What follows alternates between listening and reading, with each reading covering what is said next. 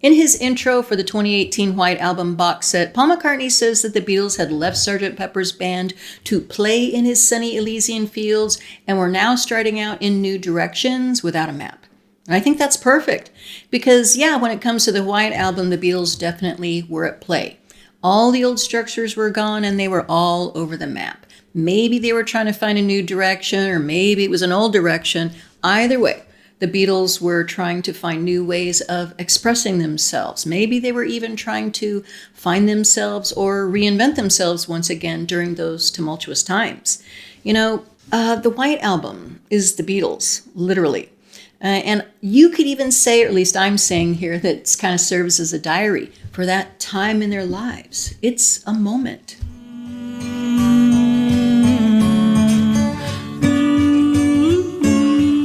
They all had a lot of time to think about what was going on in their lives and to write songs about it during their time in Rishikesh, and they all had different stories to tell. And then they go home and they go to George's place and they begin, writing in those diaries, getting it all out in the form of the Esher demos. And then they go into the recording studio and they expand upon those diaries in the form of the White Album.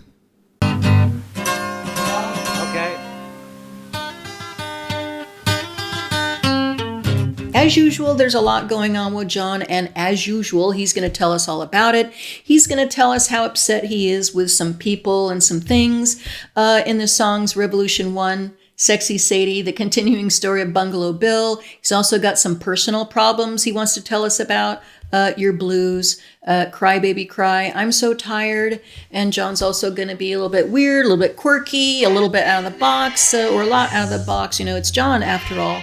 The song Happiness is a Warm Gun, everybody's got something to hide except for me and my monkey. But John also, he has that flip side. He has that very soft, reflective, introspective side. And that shows up here too on the White Album with the songs Julia, Dear Prudence, and Good Night. It kind of seems to me that John is laying out the template for the entire White Album. Basically, the White Album is about themselves. They're writing songs to please themselves, about themselves. They don't care really if you like the song or not. This is about them. It's like anything goes. Just like with John's Esher demo, What's the New Mary Jane?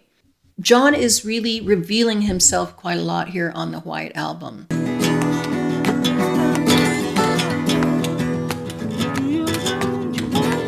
Paul reveals himself too on the White Album. He has just as much stuff going on as everybody else. He's been engaged to Jane Asher for a while now, and he's probably been rethinking that through the first part of 1968. Probably since he got engaged, I'm sorry.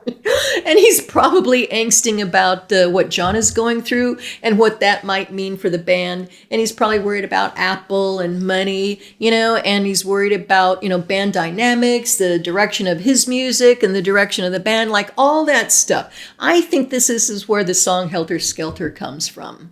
I also have this other crazy theory about a couple of other Paul songs, Obla Di, Obla Da, and Mother Nature's Son. I think that this is Paul telling us exactly what he wants his life to be. He wants to be that guy just playing the guitar, singing the songs, having the wife and kids, a very simple life, la-di-da, living happily ever after. You might as well throw in the songs Why Don't We Do It, In the Road, and I Will, there in that mix. That's Paul's wish list right there. That's what Paul wants. Paul also knows how to play here on the White Album, but Paul indulges himself on the White Album by, writing all kinds of beautiful melodies, all kinds of beautiful songs, like Martha, My Dear, Blackbird, and also I'm going to throw in Jump. I know that's just an Esher demo, but I love that song, so I just want to talk about it here. I just love that song. George takes a journey deep inside to find his own footing with the White Album, maybe to more firmly establish himself within the band. And just like John and Paul, these challenges just inspired George to write some beautiful songs. Songs like While My Guitar Gently Weeps and Long, Long, Long. But George, of course, is having some issues with the band. There's some band dynamic stuff going on. And that shows up in George's Esher demos, Not Guilty, and Circles.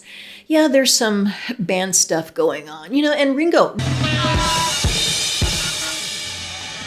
got blisters on my feet. Ringo's having some problems too. Ringo takes a break from the recording sessions from the White Album. He pulls a power move and he says, I'm out of here. But it's interesting because whenever I hear Ringo talk about the White Album, he looks back and he says, I love the White Album. We were like a band again. So it must have worked for him. Something worked out to his satisfaction. Or maybe it's just because this is the first album with a song of his where he gets full songwriting credit. Way to go, Ringo. Now, I also have this other theory about Ringo's song, Don't Pass Me By. I think that it could be, and I know that he's had this song around for a long time. That title, Don't Pass Me By, it could be like Ringo's message, not just to his bandmates, but to everybody, and not just that girl in the song. I would have said the apple cart, I really want what I can get. You can sense the shifting band dynamics and the angst with this album. They were indulging themselves individually, and it shows. They wanted to do something, and so they just did it. That was where they were with the White Album. And I think it's funny when all four of them look back on the White Album, they all agree that the music was pretty good. This was John's favorite album. Ringo said he had a good time making the album, so those two, they're pretty good with the White Album. But Paul and George, even though they're pretty good with the music, the entirety of it, they're not so good. Like, whatever, guys. It's just a straightforward endeavor kind of thing, just to do something. Yeah. Other than what's been done before, because what's been done before isn't necessarily the answer. There could be another answer, The Beatles would experiment with a lot of things up to this time, and they continued to experiment with the White Album, play in those Elysian fields with songs like Piggies, Back in the USSR, Birthday, Honey Pie, Wild Honey Pie, Revolution 9. These are all unconventional Beatles songs, but it doesn't mean that they're not the Beatles. Brain, it's 3 weeks. I'm going insane. This is why I think the White Album is like a diary. There's a lot going on with them, and they're telling you all about it. They're less inhibited. They're more experimental. They're changing, and they're letting you know that they're changing. But they don't care what you think about them. They're doing this for themselves. Number 9, number 9, number 9. Some folks think that the White Album maybe should just be a single album, or maybe some songs should be removed from it, and I get it. But I think that if you did that, you wouldn't get the full artistic effect of the White Album. You see, the White Album represents, this uncomfortable moment in time for the Beatles, and maybe that's why some of us feel a little uncomfortable, even me sometimes, listening to the White Album, because, they were changing and evolving once again. They were asking questions. I think it was pretty brave of them to put all of that out there. The White Album, it's literally the Beatles, and it represents a very, important time in their lives. It's like a time capsule. I mean, everyone is always asking for more. Give us more, Giles. Give us everything you got. Don't hold anything back. Give us more Beatles. But when it comes to the White Album, it's like, no. We don't want that. We don't want that. I mean, I just can't figure that out. That just doesn't make any sense to me. Since the latter part of 1967, John, Paul, George, and Ringo really had been going through quite a lot, both personally and professionally. But they are the Beatles. They are that superior creative force. They have the ability to interpret everything that they're going through, everything that they're feeling and experiencing, and turn it into art. Great art. And since the White Album represents just a moment in time, it can feel unfinished, like an unfinished thought, like a diary entry.